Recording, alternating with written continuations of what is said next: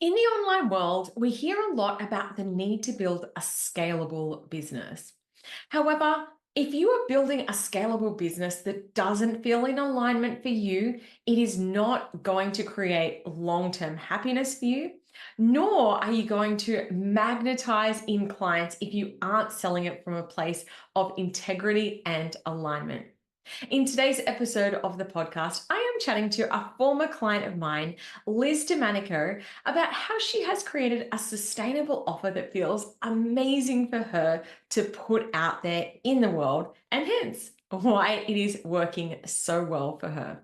I am sure you're going to love today's episode. It is filled with inspiration and practical tips. So let's dive on in.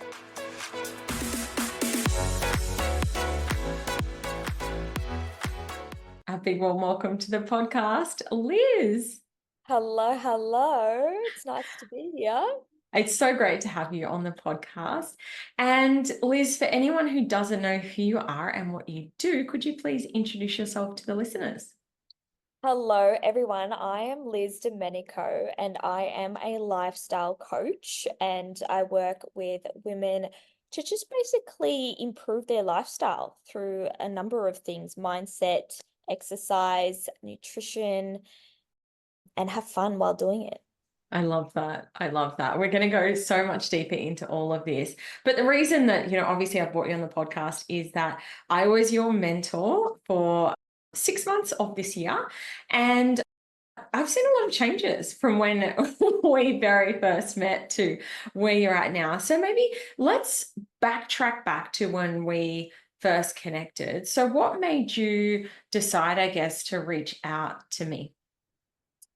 Well, funny story, actually. I had a few people in mind when I was looking for a business mentor, and I knew a few people in different entrepreneurial industries, and I remember a close friend of mine mentioning your name. And your name popped up a few times, and I had no idea who you were. I had a little stalk. And at first, I'm going to be honest, I was like, oh, I don't know. Like I thought I wanted someone who, like, what was really important to me when I wanted a coach was someone who's a little bit alternative, I'll say, like, who loved manifestation, who believed in energies and all that, but also was going to be hands-on because I had just started a business and I had no idea what I was doing. So I remember messaging a friend that worked with you and asking what they thought of you. And obviously, she had nothing but good things to say. And then she also sent me a few other people that knew worked with you. And I'm a coach. I know how to get the real feedback from coaches. I went straight to those people. I hadn't even inquired with you yet. And I messaged those previous clients of yours without any kind of guilt. I said, how did you like working with Claire? Tell me everything. And that's how you get honest feedback. And, from that feedback alone, that's what made me book a call. And then as soon as I spoke to you and you talked about what kind of systems you put in place, plus your mindset about energy and business, I was like, yeah, let's do it. That's so cool. I didn't know that story. So there you go. But I do think that that's a really clever thing to do because a lot of people, I see some coaches who post testimonials that aren't even true. And it's really clever to actually reach out to the people and say, hey, what was your experience? And get some feedback. So I love that. Okay, so let's dive a little bit into where your business was at that stage. So you had just started, but you did have a pretty decent client base, really, for someone who was just getting started in business. So let's talk about exactly what you were doing at that point in time. So when I started with you, I think I was 4 weeks in business, really got to you quick. And in that 4 weeks, I had, I think, just 25 online one-on-one clients. And yeah, and I wanted to scale, but I didn't know how to do that without exceeding like 40 clients. So And that's what, you were very much positioned as a fitness coach. Like it was yeah. very, very much about the training, the bodies, the all of the things, because that's where you'd come from. Correct. Yeah, yeah. I was employed for 4 years under someone else, and it was purely aesthetically transformations. Yeah. And then Yeah. when we met, there was something that I remember you said, I don't know if you can remember, but when we first got started, you were like, this doesn't really, I feel like there's more. So talk to me about what that looked like.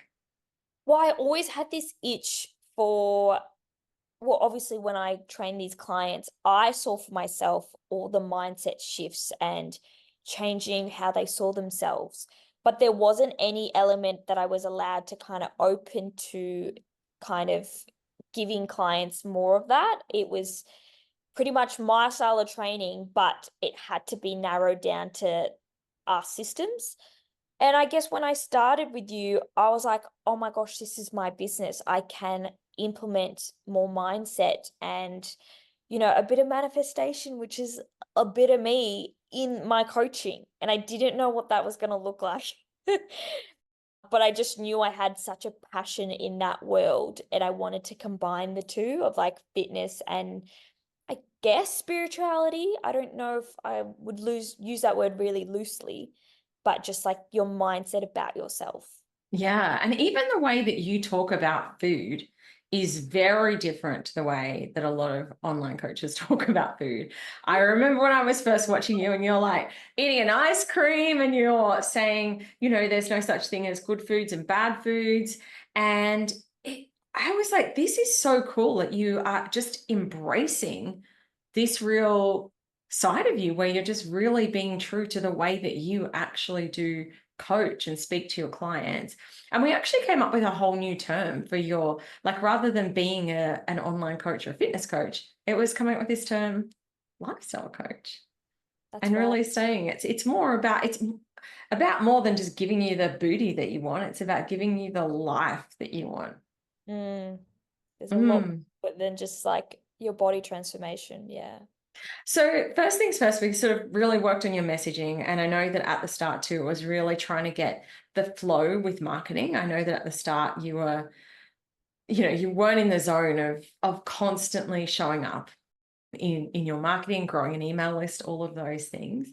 But that sort of started ticking away. And then I started to be like, wow, I remember seeing your content just suddenly. I'm like, she's so freaking funny. And do you remember when it all kind of clicked? And then suddenly there was just content, because at the start it was like, Yeah. like it felt like it was a really, really big challenge for you to be.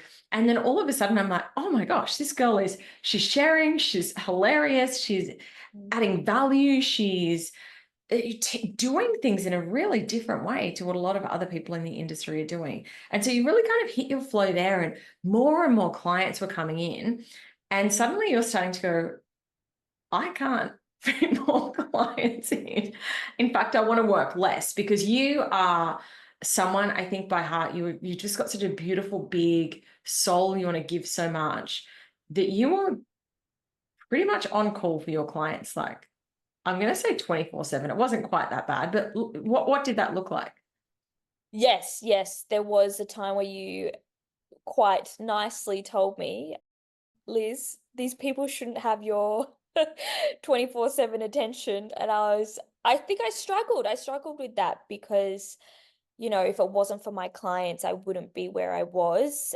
But I had to learn some hard boundaries for myself if I wanted my business to expand. I guess I needed to step back a little bit to create. I never had to create when I worked for someone else. And in that space, when you are putting out reels and trying to be creative and being authentic, and you have to have time to yourself and you can't be burnt out, you can't be exhausted mentally. And I guess you taught me, you need to take a step back because you need to have this whole other role that I kind of ignored. That was kind of making people knew who I was through these creations of reels that we were doing. And I think I just got more comfortable doing it. And that meant I had to kind of step back a little bit. Yeah. And I think there was something, I remember that you were telling me that you'd wake up on the weekend and people would be telling you about, a relationship breakdown. And you were kind of like, I think that's where I was like, whoa, you were you are not people's on-call psychologist that needs to help them with every area of their life. And so I know that it was challenging at the start putting those boundaries in place, but wasn't it funny how actually quickly that you then adjusted to the new flow of saying, this is when I'm available, this is off limits, and suddenly you were starting to go, oh my gosh, I've got so much more time, and I'm still making the same, if not more money than I was before. And then what happened was that you were very, and I don't know if that was the nudges from old coach here, but how can we create scalability within the business model? Mm, So did you have any ideas? I know that the model that had been modeled to you was hire more coaches under you. mm. How did that idea feel to you? I always knew I didn't want to do that route. I knew that before even leaving the other business, purely because I was a coach that was hired. And I guess I just observed that that model wasn't suited for me. It can work for a lot of people, but I just didn't want that for my business personally. And so we started playing around with some concepts of what are some things that might work. And we Mm. spoke about courses, we spoke about like containers. And one of the concepts that eventually felt really aligned was the membership. So let's talk a little bit about the birth of your membership. Tell us a bit about what you decided to include in this program. Well, this membership actually first started really like it felt a little forced, I'm not gonna lie. I remember when we first came up with the idea, I changed it a lot. Like it first felt too fitness related. And I remember we had a structure where we first wrote up what it would include.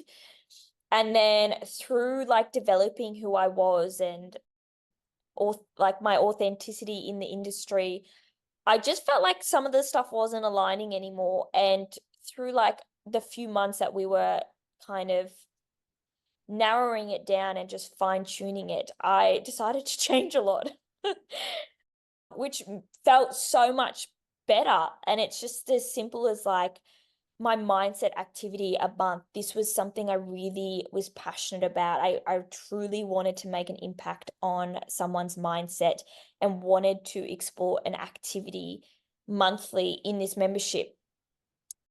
And that is purely because I wanted to create something that, people had to sit down and like actually do more work than just going to the gym and eating a meal plan.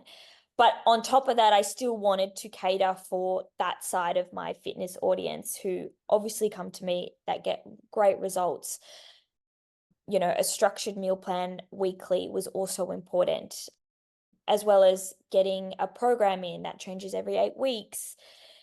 But then adding weekly affirmations, which again, I was trying to mix the two of, your mindset and clearing who you are and being a better person, as well as let's look after ourselves, like physically and nutritionally and mentally. And the way that you really explain it is so beautiful because it's not like, yes, you want to get the transformation in your body, but it's almost like the transformation happens within you, like the self-love, the self-confidence, and then there's a phrase you use, I can't quite remember it, but it's something like, I eat well and I train because I love myself. Mm, Can you articulate that? yeah. I can't remember exactly what it is. So it's like moving your body because you love yourself. It's eating these foods because you want to nourish your body and because you have so much love for yourself, rather than, going to the gym because you hate yourself and your body. Just changing your mindset of your why to why you're going to do these things can make a huge impact. And it's truly what makes people stick to a program or a really like great diet. I don't even like to use the word diet. Great, like food plan. When Yeah. you just change your mindset of why you're doing it. I love that. So we came up with this beautiful concept of the membership, and I love this about you. And again, this comes back to your own sense of self-love and self-confidence. You're like, no, that doesn't feel aligned. And so it's like, play around with it, tweak it. What does feel aligned? Because when you are selling your offer to the world, people can tell the conviction. If you were like, this is the greatest freaking thing that's ever been made, everyone needs to join. That's the energy like of magnetism. That's the energy of client attraction. And I know that you got there with your membership. You're like, people, please. So the journey of launching your first online thing is a really, really big journey. I think that there's a bit of a misconception. I think I used to think this. I'm like, yeah, you just pop the thing up on your website and people can buy it. Let's talk a little bit about the journey to get to where your membership is now. Like, there were landing pages, thank you pages, welcome sequences. I'm going to re-traumatize you right now. Let's talk a little bit about that journey and I guess what you learned along the way there. Oh, I think there was a lot that I had to learn. As I said, I came fresh, like 2 weeks, 3 weeks into a business to you. There was a lot of back end things I've never done before. So I think my first trauma was the landing page. I had never heard of a landing page in my life. I didn't know how to write one. I didn't know how to navigate the clicks, the links, and it's like all that kind of stuff. And I think I remember having my first, I don't want to say meltdown, because I didn't really let things get to me that bad, but I kept putting it off. And I remember you were like, where's this landing page? And I was like, give me a few more days, a few more days. And I didn't want to admit that I couldn't do it. As simple as a landing page that you've never done before. And I remember this is the time where you said, let's outsource. I was like, what does that mean? And I refused. I really was stubborn because I just thought I had to learn everything and know how to do everything. So I guess that's the first part of the journey, the back end stuff, the landing page. I think as well, I hadn't even like had an email list either. So we built a whole entire system to get emails. Again, I'd heard of email lists before. I'm a part of so many, yet I did not know where to even begin to get people to join yours. And I think that was such a fun journey to learn. I just got like super interested in like how do we get people into a membership? And that's when we started to create freebies. And it all started making sense. Like, I watch people, I'm a part of a lot of people's mailing lists, but to make it your own and to go through that journey yourself, it's fun. I found it really fun. Apart from the landing page, the actual journey of like creating freebies and getting people to join and creating, again, reels that eventually, like, you do multiple reels to get people into this emailing list and to give them value. And that was just like the lead up to a launch of a membership. I think, so much work does go behind setting something as small as a, membership up. Oh, absolutely. And let's be clear here. Launching an online program is really freaking hard. I mean, let's not underestimate that. And I know, something that I do that I know a lot of other coaches don't do. I'm there writing the emails with you. I love to actually get my hands dirty and to be like, change this. I don't think that's going to work. Like, is there a different way? And making sure that everything is authentically you as well, because there's no point in writing something that's Clare speak if it's going to be Liz's product. And so, yeah, it was really fun, I think, working on a lot of the content. And then I just remember like when various things would click, like then when you had to do the next landing page, I mean, how freaking easy was that? Yes. Talk about mindset battles, right? The first time you do anything, it's interesting because at the moment I've been watching you do, and correct me if I'm using the wrong terminology, but pull-ups. Yep. Is it pull-ups? Where you lift your whole body weight. And I'm still at the stage where I'm just like, I literally grabbed the pole and I'm hanging there and I can barely hold my body weight. And I know that so much of it too is such a mindset battle. Like I'm strong, but I know that like the first time you've done something, when you've done something once, it is so much easier to do it again because 100%. you've been there and you've done it and you're like, cool, yeah, we're back here. I can do this again. And I think that that's like something that has, yeah, served me through business life so many times. I'm sure that, there's going to be so many battles over the years, when you have your first team member or your first complaint or your first negative review. And the first time it happens, it's so scary and overwhelming. And then after that, you're like, okay, yep, been through that. Here we go again. And it's definitely never as hard the second time around. So let's talk a little bit about the membership. So you then decided to do a live launch. So tell us about that first live launch. That was not not scary. I don't want to use the word scary. I think it was just unfamiliar. I'm going to use the word. It was so exciting to launch something that I had never seen as well in my industry. Everyone that I'm close with or that I watch, they kind of go through the whole hiring coaches. So for me, I haven't even seen someone do this. So I was a bit like, I guess, excited, scared, worried, because I'm like, is this going to be a hit? Like, are people going to understand what this is? But once it was out there and it was like up and running and I loved it and I believed in it, I think it just felt amazing to have something other than working one-on-one with me. It's how I wanted to scale in a different way, and it just showed me a different avenue that my business can go through. So it's That's really so cool. And it's beautiful actually, because I think the thing you're really scared about as well is what's going to happen to my one-on-one business. You're like, is everyone going to go over there? And really recognizing actually they're two different client bases. And if anything, you've now got a funnel into your one-on-ones. You've got people who might come in who might not be at the stage where they can quite ready to invest at that one-on-one level, but they get to come into your world and experience your magic, the transformation that happens from working with you, and then Yeah, potentially go on to work one-on-one as well. even the other way around.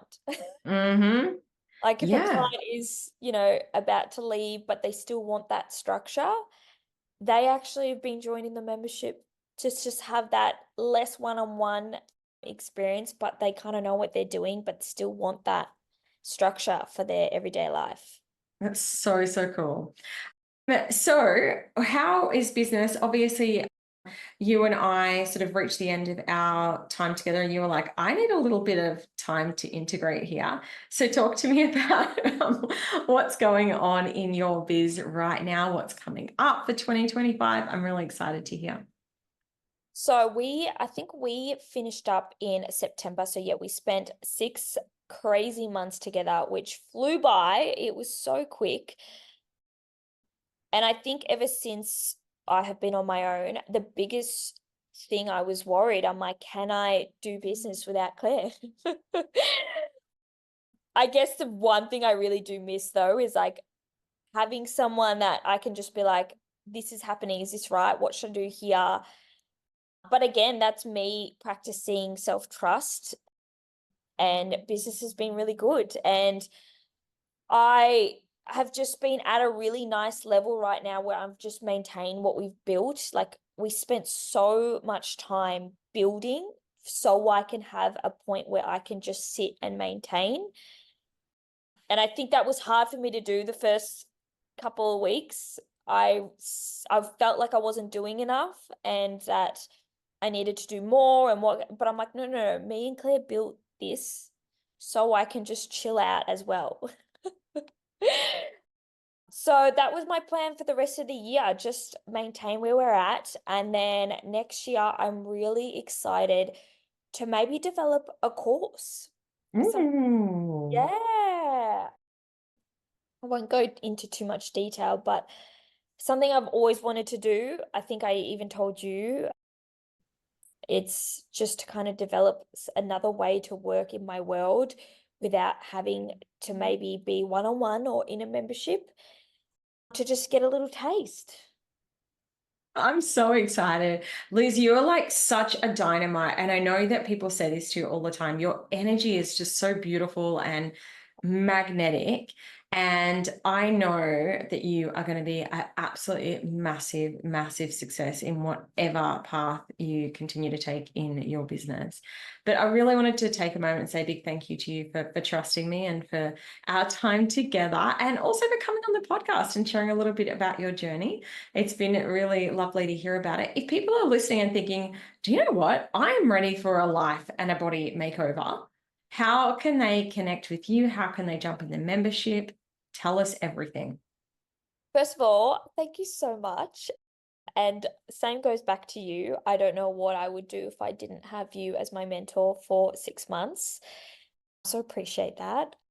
Now, if you are wanting to get in my world, if you want to work with me, if you want to reach a point where you're obsessed with yourself and your body and your mind, the easiest way to work and with me in one-on-one capacity or a membership option is to go straight to my Instagram page, Liz Domanico, and apply to work with me. I've got a little link in my bio, and there's a application to work one-on-one with me, or there's a application to jump straight into that membership option.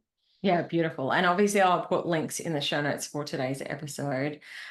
Any words of wisdom that you want to share with our listeners? Any inspiring thoughts about falling in love with themselves? I think the biggest lesson that I would want everyone to kind of know is it's okay if you're not where you're at right now. Just learn to enjoy the journey. Be obsessed with yourself now because you can get and change your whole body and still be unhappy. So, truly, truly spend some time on kind of picking out what you do love about yourself and just focusing on that. Mm. Oh, that is so powerful. And it's really interesting actually, because I went on my own self-love and self-confidence journey before my body changed. Like I felt like that I got to that stage and then the external transformation happened later. And so I love that you've got that ethos around it. And thank you so much for sharing that with everyone. Liz, it's been an absolute pleasure. I know that I will chat to you very soon. And thanks again for coming on the potty. Thank you.